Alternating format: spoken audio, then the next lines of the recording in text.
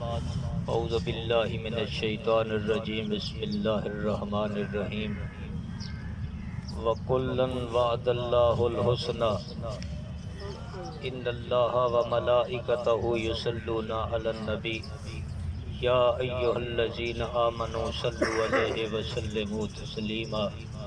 درود شریف پڑھیے۔ الصلاۃ والسلام علیکہ یا سیدی یا رسول اللہ وعلی آلہ و صحابہ یا سیدی یا حبیب اللہ الصلاۃ والسلام علیکہ یا سیدی یا قرب موسیٰ اور ہے قرب محمد اور ہے۔ سبحان اللہ، کہہ دیو سبحان اللہ۔ قرب موسیٰ اور ہے قرب محمد اور ہے۔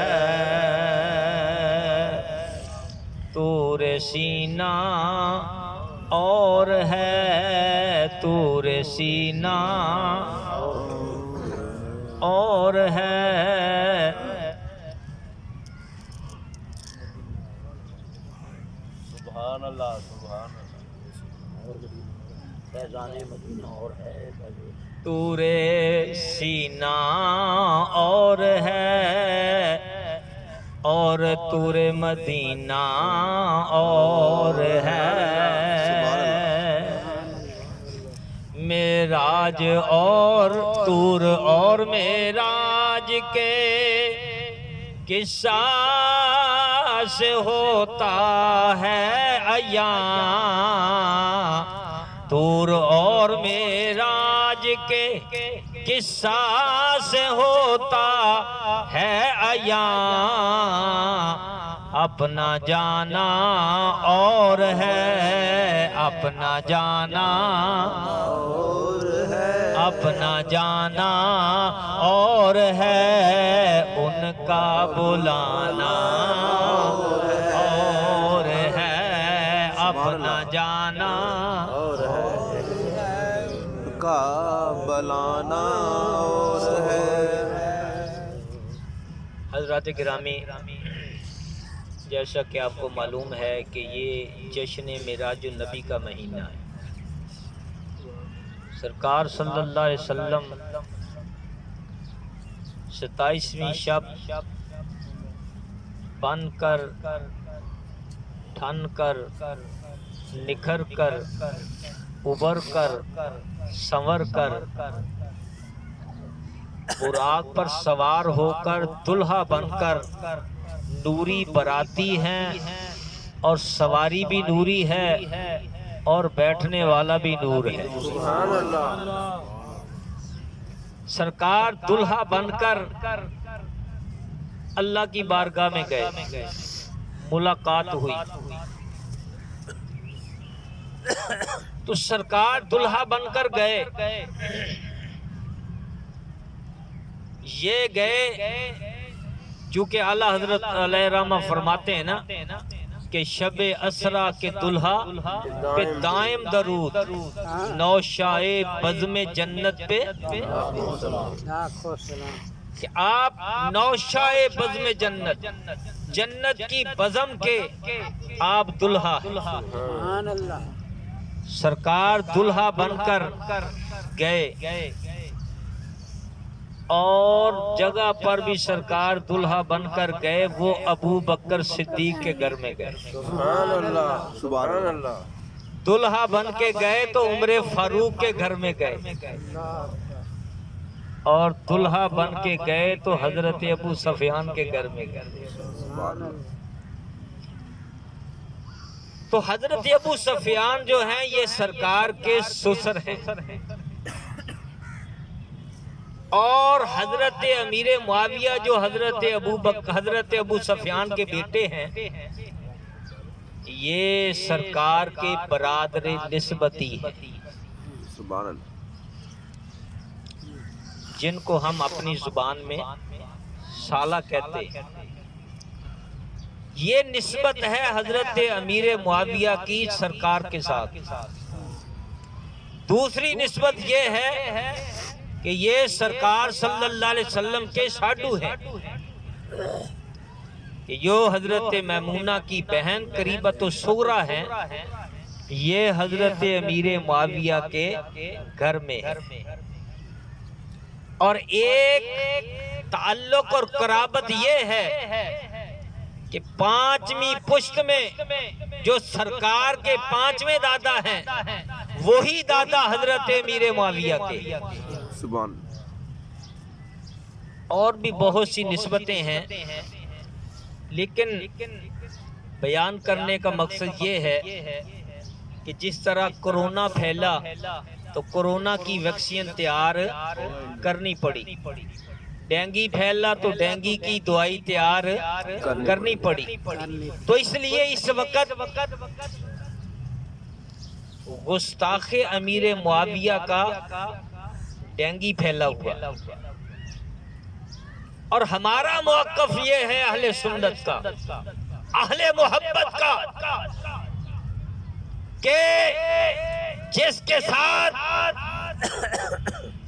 شہزادہ علی جس کے ساتھ صلح کر لے اس کے ساتھ ہماری صلح ہے، سبحان اللہ، ہماری صلح ہے، امام حسن نے جس سے صلح کی ہے اس سے ہماری صلح ہے، بولو ہماری صلح ہے، صلح ہے، اور جس سے حسین نے صلح نہیں کی اس سے ہماری لڑائی ہے۔ امیر معاویہ سے حسن و حسین نے صلح کر لی، ہماری ان سے صلح ہے۔ دوسرا یہ ہے کہ جھگڑے، لڑائیاں، مشاجرات صحابہ جو ہوئے، ہمارا معاملہ اس معاملے پر خاموشی ہے۔ ہمارے اکابر فرماتے ہیں کہ اس مسئلے کو نہ چھیڑو، ہم کون ہوتے ہیں قاضی بننے والے، جج بننے والے، کہ ہم ترازو لے کر بیٹھ جائیں؟ ان کے معاملات اللہ کے سپرد کرو، اور معاذ اللہ حضرت امیر معاویہ کو اس قدر غلیظ زبان استعمال کی جائے اور بات کہہ دیں کہ وہ معاذ اللہ منافق تھے۔ یاد رکھیے سرکار صلی اللہ علیہ وسلم کے امیر معاویہ منشی تھے، سرکار نے کفار کے لیے اور بعض دوسرے ممالک کے لیے 165 خط لکھے، جن میں 133 خط حضرت امیر معاویہ سے لکھوائے، سبحان اللہ، اور قرآن کی وحی کئی آیات جو ہیں حضرت امیر معاویہ سے لکھوائے، تو حضرت امیر معاویہ کاتب وحی بھی ہیں۔ تو اس لیے حضرات گرامی، اب سرکار کا جو فیصلہ ہے وہی ہمارے سر آنکھوں پر۔ بے شک، سرکار دو عالم خطبہ ارشاد فرما رہے ہیں، یہ بخاری شریف کی حدیث ہے، اسی اثناء میں چلتے چلتے امام حسن آ گئے۔ امام حسن پاک کی عمر ابھی چھوٹی ہے، حسن کبھی گرتے ہیں کبھی اٹھتے ہیں، سرکار منبر سے اترے اور امام حسن کو اٹھا لیا۔ سبحان اللہ، امام حسن کو اٹھا کر سرکار نے اپنے گودی میں بٹھایا، ران پہ بٹھایا۔ سرکار دو عالم صلی اللہ علیہ وسلم کبھی صحابہ کی جانب دیکھتے ہیں اور کبھی امام حسن کی جانب دیکھتے ہیں۔ پھر میرے آقا نے فرمایا، لوگوں سن لو، ھذا ابنی سیدن، یہ میرا بیٹا سردار ہے، سردار ہے، سید ہے۔ اور آگے سرکار نے فرمایا کہ اللہ تعالیٰ اس کے ذریعے سے، اس کے وسیلے سے اللہ تعالیٰ دو مسلمان جماعتوں میں، دو مسلمان جماعتوں میں صلح کروائے گا، اور ایسا ہی ہوا کہ حضرت امام حسن نے حضرت امیر معاویہ اور حضرت علی المرتضیٰ کے درمیان جب کشیدگی ہوئی تو یہ صلح کروانے والا آخر میں امام حسن ہے۔ جب ان کے ہاتھ خلافت آئی تو صلح امام حسن نے کروائی، تو پتہ چلا اس وقت سرکار نے بہت پہلے فرما دیا تھا کہ یہ میرا بیٹا حسن جو ہے یہ مسلح ہے، یہ صلح کروائے گا دو مسلمان گروہوں کے درمیان۔ پتہ چلا سرکار کے درمیان جو گروہ علی تھا وہ بھی مسلمانوں کا گروہ تھا، اور جو امیر معاویہ کا گروہ تھا وہ بھی مسلمانوں کا گروہ تھا۔ اس لیے کسی کو بھی برا کہنا نہیں چاہیے۔ اس لیے حضرات گرامی، سرکار جس کو مسلمان کہیں ہم اس کو کچھ برا کہہ سکتے ہیں؟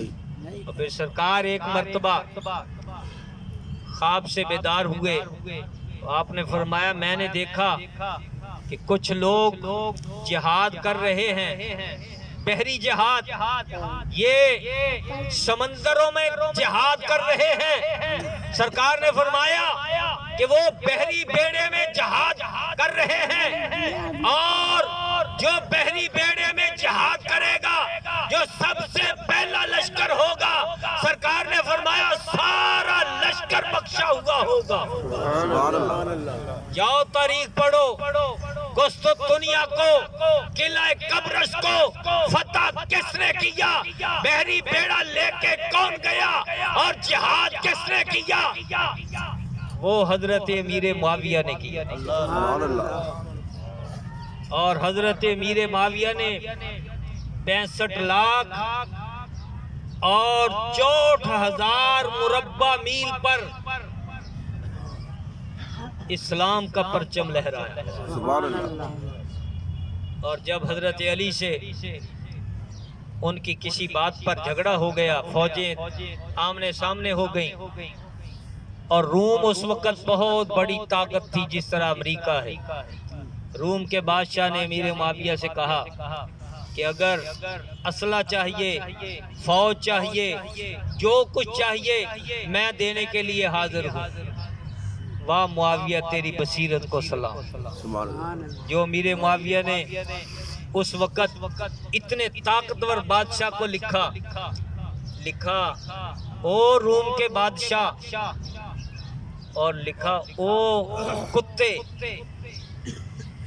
روم کے بادشاہ کو لکھا او کتے، مجھے کہتا ہے کہ فوج اور اسلحہ چاہیے، یہ میرے بھائی کا اور میرے بھائی علی کا اور میرا معاملہ ہے، تو کون ہوتا ہے؟ یہ ہمارا معاملہ ہے، ہماری ایک بات پر بات چھڑ گئی ہے اور ہم صلح کر لیں گے۔ ہمارا علی نے بھی کہا تھا کہ میرا رب اور معاویہ کا رب ایک ہے، میرا رسول، میرا اور علی نے کہا میرا اور معاویہ کا رسول ایک ہے، ہمارا قرآن ایک ہے، ہمارا کعبہ ایک ہے، ہمارا دین ایک ہے، ہمارا مذہب ایک ہے، ہمارا اسلام ایک ہے۔ اور حضرت علی نے فیصلہ کر دیا کہ جو میرا خدا ہے وہی معاویہ کا خدا ہے۔ یہ وہ لوگ تھے اگر کوئی بات ہو بھی جاتی تو سچے دل سے توبہ بھی کر لیتے تھے اور صلح بھی کر لیتے تھے۔ حضرات گرامی، اور بھی اس میں بہت سی روایات ہیں، لیکن میں عشق رسول کے حوالے سے ایک بات کرنا چاہتا ہوں کہ سرکار صلی اللہ علیہ وسلم جب ناخن کٹواتے تھے نا،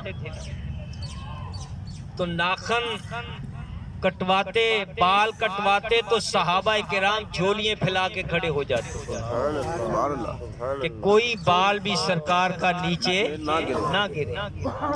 ناخن جب کاٹتے تھے تو آپ نے نیرنا دیکھا ہوا، آج کل تو کاٹتے نہیں ہیں، یہ اس طرح کاٹتے تھے۔ جب وہ ناخن کاٹا جاتا تھا تو اس کی شکل جو تھی وہ چاند جیسی بن جاتی تھی۔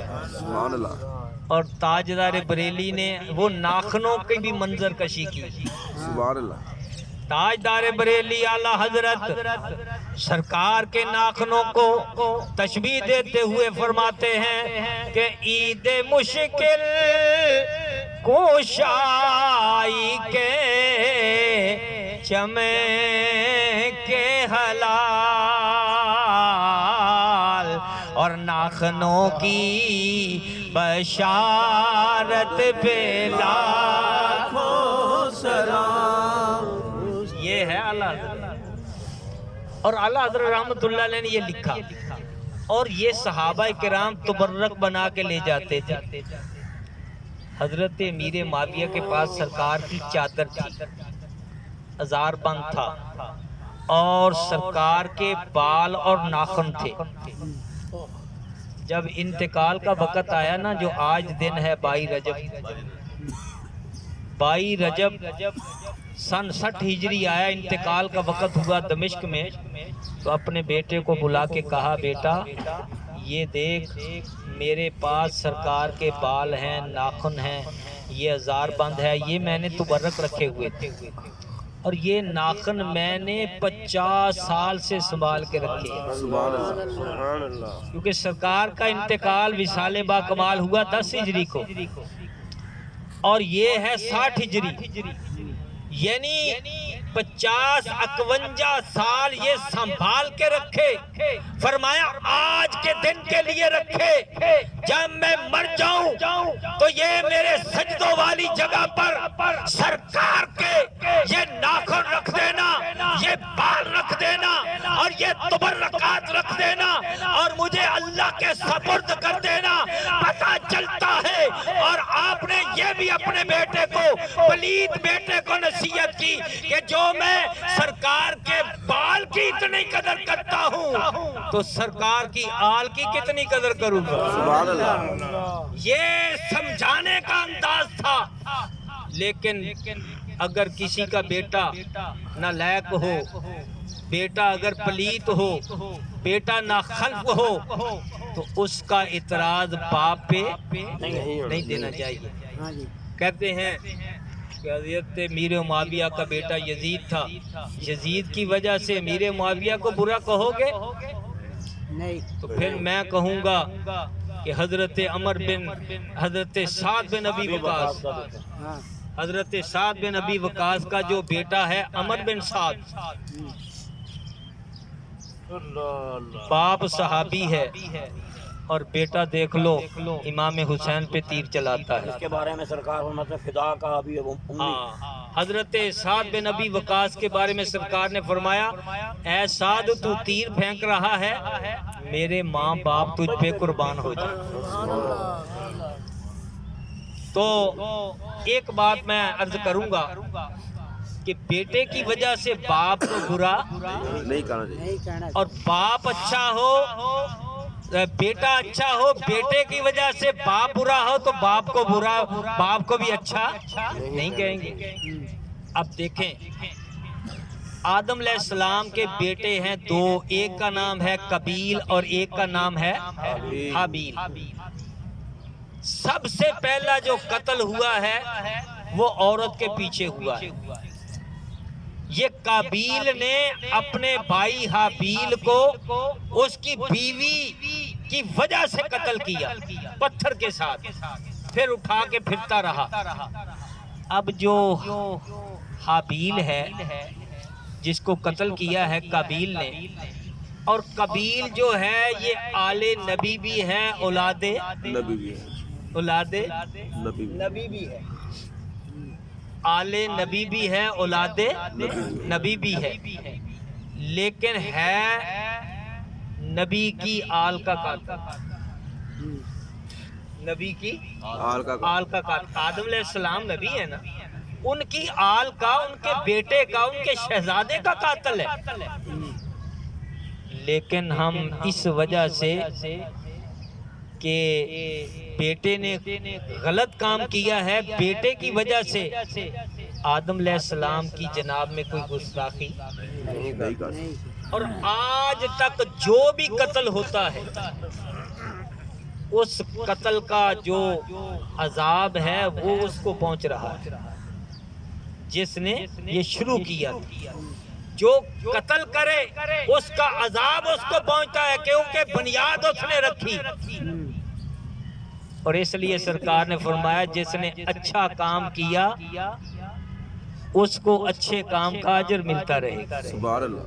تو جس نے اچھا کام یہ کیا کہ مصطفیٰ جان رحمت